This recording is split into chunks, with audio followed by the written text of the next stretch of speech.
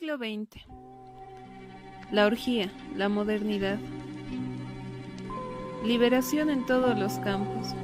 Liberación política, liberación sexual, liberación de las fuerzas productivas, liberación de las fuerzas destructivas, liberación de la mujer, del niño, de las pulsiones inconscientes, liberación del arte.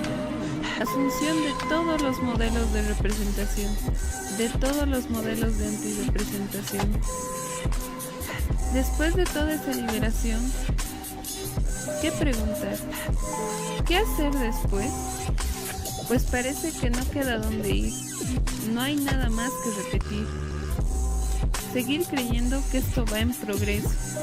Entonces ocurre la indiferencia fatal.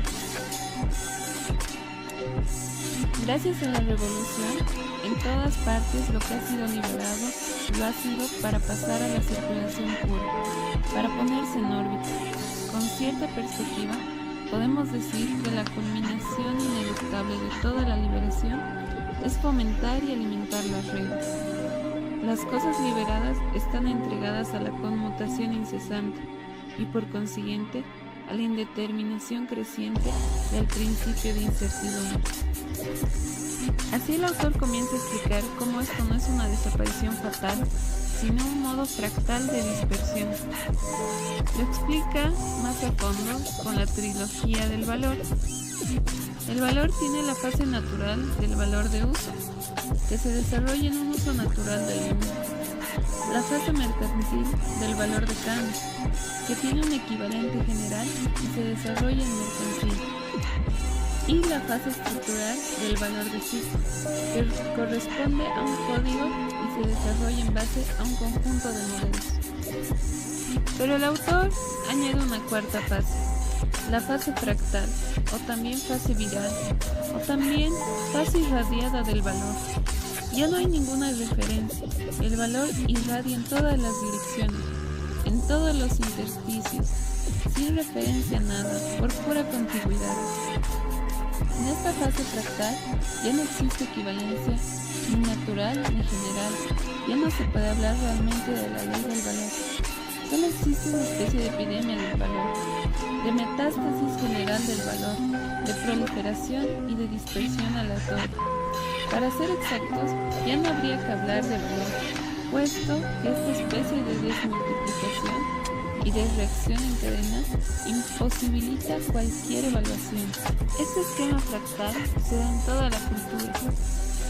Como se da en el valor, se da igual en la política. Básicamente, su idea ha desaparecido. Pero el juego político continúa con una indiferencia secreta respecto a su propia base. La indiferencia se multiplica en diferentes áreas: transestética, transexual, transeconómico. Todo es un proceso viral de metonimia. Ahí entra el nuevo término, la transpolítica. El autor con este término empieza a explicar cómo todo es político al entrar en la liberación y en los procesos colectivos de masas. Y pues, cuando todo es político, ya nada es político. Se fractaliza. Y de ahí nos da el ejemplo del proletariado de Marx. Este lleva siglo y medio de la teoría y no se ha liberado como clase. Y plantea que tal vez solo la burguesía era una clase que podía negarse como tal. Y al final lo hizo, con el actual desarrollo del capitalismo, sin definición de clase. Como fiel seguidor de Marx, el autor aclara que la teoría es irreprochable. Sin embargo, esto se debe a que Marx no pudo deducir la transpolitización y por ello jamás pudo prevenir este estancamiento.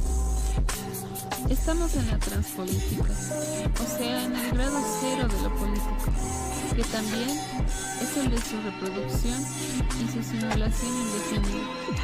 Pues todo lo que no se ha trasladado más allá de sí mismo tiene derecho a un revival indeterminable. Así pues, la política jamás acabará de desaparecer, pero no permitirá que aparezca nada en su lugar. Estamos en la hiperestesia de lo político. Como en el arte, Dada y Duchamp hicieron que la estética se fractalizara al volverlo todo arte, En la política hubo la crisis estratégica de 1929, con la que el capital se abre a la era transpolítica de las masas. Eso no sería lo más trágico, sino que la comunicación se masificó dando una sociedad impulsada a otros fines. Una sociedad que solo generaría la imagen del hombre sentado y contemplando, un día de huelga, su pantalla de televisión vacía, lo cual será algún día una de las más hermosas imágenes de la antropología del siglo XX. Lo trans tiene una connotación más allá de lo sexual. Para empezar, la transestética se desenvuelve en el ámbito del siglo XX con los neogeometría, neoexpresionismo, neoabstracción, neofiguración. Todo coexiste en una indiferencia total. Estas, careciendo de genio propio, conviven sin ningún problema, y por tanto, el arte ha desaparecido. Ha desaparecido como pacto simbólico por el cual se diferencia de la pura y simple producción de valores estéticos que conocemos bajo el nombre de cultura. Proliferación hacia el infinito de los signos, reciclaje de formas pasadas y actuales. Baudrillard nos presenta el minimalismo, la interpretación del arte sobre la desaparición del mismo. No hay bello, no hay feo, no hay real, no hay irreal, no se puede juzgar el arte. Solo estamos condenados a la indiferencia sin límite. Se llega a lo real, más real, al hiperrealismo, y por tanto explicamos estas corrientes como la máxima expresión de lo transestético.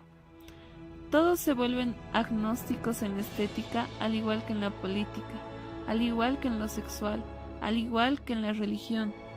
Al hablar de transestética y transexual, viene a colación una imagen como la de Cicciolina, una mujer que representa lo sexual y la inocencia de la pornografía. También viene a colación una imagen como la de Madonna, mujer del aeróbic y de la estética glacial, sin encanto y sexualidad, un tipo de inspiración androide. Pero si nos ponemos a pensar, Cicciolina también tiene una figura transexual, pues no hay mujer con tantos contornos que represente mejor lo artificial. En un mundo de cómic o ciencia ficción, esto puede coincidir. Cicciolina, Madonna, incluso Michael Jackson como figuras transexuales de genética barroca, cuyo look rompe la estética. Las cosas han cambiado mucho desde que el sexo y la política forman parte del mismo proyecto subversivo. Si Cicciolina puede ser elegida actualmente diputada del Parlamento italiano, es precisamente porque lo transexual y la transpolítica coinciden en la misma indiferencia irónica. Esta performance, inimaginable hace unos cuantos años, habla en favor del hecho de que no solo la cultura sexual, sino toda la cultura política ha pasado al lado del travestido. Ya no hay una identidad, y tiene sentido, pues no hay tiempo de buscarla. Todos queremos lo instantáneo. Con el look no basta. Definirse es una hazaña efímera. Entonces aparece la revolución cibernética, pues a falta de identidad, a falta de cerebro, viene equivalente un cómputer. En cuanto a la revolución política y social, prototipo de todas las demás, habrá conducido al hombre dándole el uso de su libertad y de su voluntad propia, a preguntarse, según una lógica implacable, ¿dónde está su voluntad propia? ¿Qué quiere en el fondo? ¿Y qué tiene derecho a esperar de sí mismo?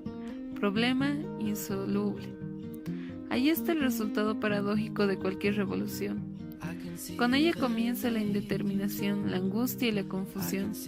Una vez pasada la orgía, la liberación habrá dejado a todo el mundo en busca de su identidad genérica y sexual, cada vez con menos respuestas posibles, dada la circulación de los signos y multiplicidad de los placeres.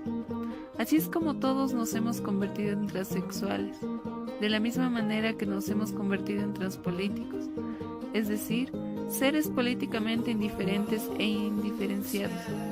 Andróginos y hermafroditas hemos asumido, dirigido y rechazado las ideologías más contradictorias, llevando únicamente una máscara, y transformándonos en nuestra mente sin saberlo, quizás en travestis de la política.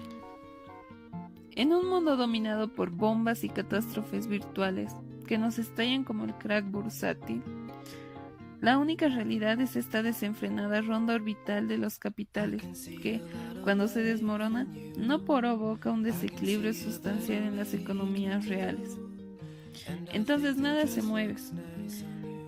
Parece que solo hay un exceso de lo hiper, la hiperrealización del gran capital financiero, la hiperrealización de los medios de destrucción, la hiperrealización de la moneda, etc. Así, sin intervención, la deuda empieza a orbitar de banco en banco y de país en país, llegando así a olvidarla, a una transeconomización. La economía está muy ligada a la política. Esta ya no habla de plusvalía, sino pasa a hablar del éxtasis del valor, sin referencia a la producción ni a las condiciones reales. Se vuelve entonces en una forma pura y vacía. Se cae en el vacío. El dinero desaparece, se crean las divisas, divisas en un mundo con náusea, una náusea por no parir, por estar y no estar, por estar en paro. La economía política ha puesto fin a cualquier alternativa. ¿Qué podemos oponer a semejante inflación que recupera a su manera la energía del póker, del potlatch, de la parte maldita, que constituye en cierto modo la fase estética y delirante de la economía política? Este final inesperado, esta transición de fase, esa curva deformada, es, en el fondo, más original que todas nuestras utopías políticas, finalizando así nuestra aproximación a la transpolítica con respecto a la transeconomía, a lo transexual y lo transestético, en un mundo donde los medios y la virtualización solo se encargan de ser una alternativa para perder una identidad. Ni la liberación sexual, ni el debate político, ni las enfermedades orgánicas, ni siquiera la guerra convencional interesan ya a nadie. Pues como ya vimos, todo está de lado, fractalizado, en un vacío donde orbita. La única forma de combatir esta indiferencia es con lo que actualmente triunfa sobre ella. ¿Qué vemos triunfar simultáneamente? El terrorismo como forma transpolítica, el SIDA y el cáncer como forma patológica, el transexual y travestido como forma sexual. Son las únicas formas fascinantes. De estos wits autorreguladores no se puede fiar nadie. Por lo tanto, esta crítica pasa a un lado aleatorio, lo cual tiene sentido, por lo que los intelectuales no hablan mucho de estos temas. En la política, el terrorismo solo es causa de incertidumbre y disuasión. Esta solo funciona como si un programador tuviera en sus manos un virus que puede infectar máquinas, redes, plataformas, y la gente no puede hacer nada, pues solo tienes la certeza de no ser el programador y esperas que no tenga tu máquina el virus y que nunca te llegue por ningún programa. La incertidumbre por lo general proviene de una simulación de positividad excesiva. Baudrillard nos da el ejemplo de que si un hombre se lo pone en medio de muchas luces y está totalmente rodeado de ellas, no tiene sombra. Así esas luces representan las técnicas e imágenes de hoy en día que nos coartan nuestra sombra, nuestro cerebro y memoria. Esto es lo que el autor señala como el blanqueamiento de los cuerpos. La revolución de la modernidad se sesga en los derechos del hombre. Todo es un número. Ya todos son masa.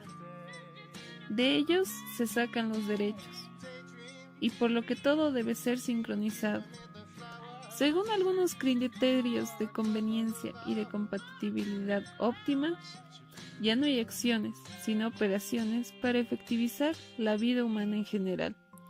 Entonces aparece el auxiliar hacer, que indica operación. El trabajo ya no es producir, sino hacer producir. El consumo ya no es un goce, sino un hacer disfrutar. Aparece así la performance, que ya no busca la forma del cuerpo, sino su fórmula. Su negativa de esta se da cuando no se hace valer, sino que ya no vale nada para hacer valer más. Para que transite mejor es preciso que el contenido esté en el límite de transparencia y de la insignificancia. Por ejemplo, el autor nos dice que la buena información pasa por la transparencia digital del saber. La buena publicidad pasa por la nulidad, por lo menos por la neutralización de su producto. De la misma manera que la moda pasa por la transparencia de la mujer y de su cuerpo, o el poder pasa por la insignificación de lo que ejerce.